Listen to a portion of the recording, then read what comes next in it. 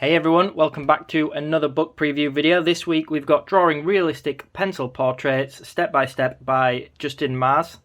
I'm not sure how you pronounce his name, so apologies for that. Quick look at the front and back there, and let's get straight into it. So as usual, I'll leave that one open just for a second in case you want to pause it here and take a look at the contents. So I actually just got this through last night with a Amazon delivery. This is a book that, well, I actually found this artist on Instagram. So you can see he does a lot of pencil portraits. And he's quite well known for, or I would say he's most known for, being able to capture good likeness in his portraits. So I've seen him draw quite a lot of celebrities, for example, and do a really, really good job of them. I have got quite a lot of drawing books of the head already, but I figured I would take a bit of a gamble and buy this one because I was really blown away by Justin's gallery.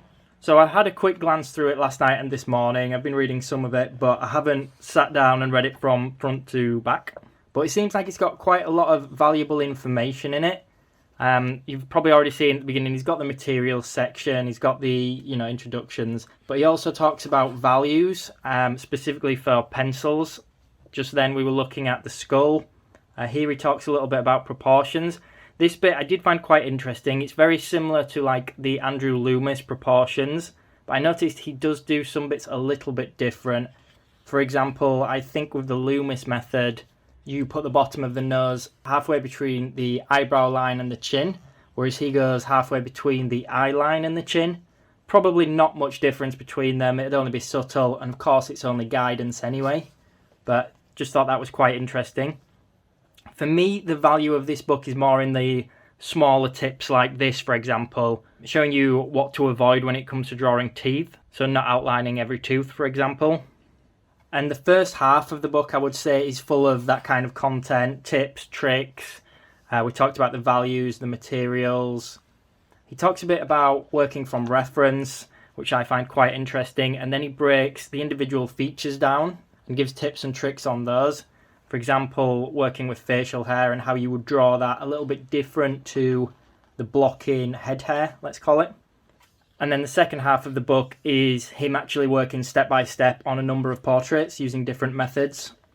So he talks about different methods of starting and drawing the head. Like this one is talking about freehand, and you might have noticed that last page was talking about tracing. He gives some quite interesting opinions on them and whether it's okay or not. But I guess one of the biggest selling points would maybe be the Maas method. So this is his method of drawing the head. And he talks about how it's similar to, well, somewhere between using a grid and going freehand. Because he does talk about like the pros and cons of each method. So with the grid method, I think he says something like it's quite an accurate way of doing it, but it's not always the most functional way to do it. And I would personally say you probably wouldn't learn as much from the grid method. It's probably more about copying than learning. So the Maas method, from what I can understand though, it basically looks like it's more of a measuring guide about holding your paper up to your life drawing or maybe to your photo, holding it side by side, and basically drawing from one feature across onto your page, drawing lines there. I only had a quick glance, so I maybe have misunderstood it. It's not as revolutionary as I was kind of hoping when I saw that he had his own method. And I don't mean to insult the artist by saying that or anything. So we're getting near the end of this book a bit. I am skipping a few pages at a time. So overall, I'd say this is quite a nice book to own. It was only about £15, and I'll put a link to it in the description box below. As mentioned, for me, the value is more in the tips and tricks throughout the book as opposed to learning from his step-by-steps. I will say, though, I'm not the best artist, but I do have a lot of books on learning to draw the human head and a lot of courses on drawing portraits, and I don't think this adds too much more to that.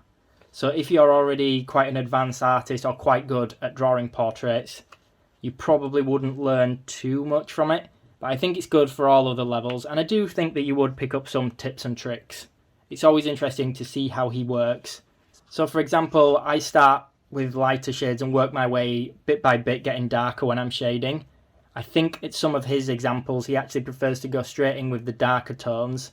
or the darkest tones I should say, and then work from there so that you can judge his values a little bit better. But yeah, it's a nice book to own. The author or the artist clearly knows what he's talking about because his portraits are amazing. I will put links to his social media pages in the description box below. So I hope you guys found this video useful if you were considering buying this book. It's not very expensive, so I would definitely say give it a go if you want to improve your portrait skills, especially if you are a pencil artist. Let me know what you think in the comments below. Let me know what else you guys want to see in future videos. And of course, smash that thumbs up button and make sure that you subscribe and turn notifications on for future content. Thanks for watching, everyone.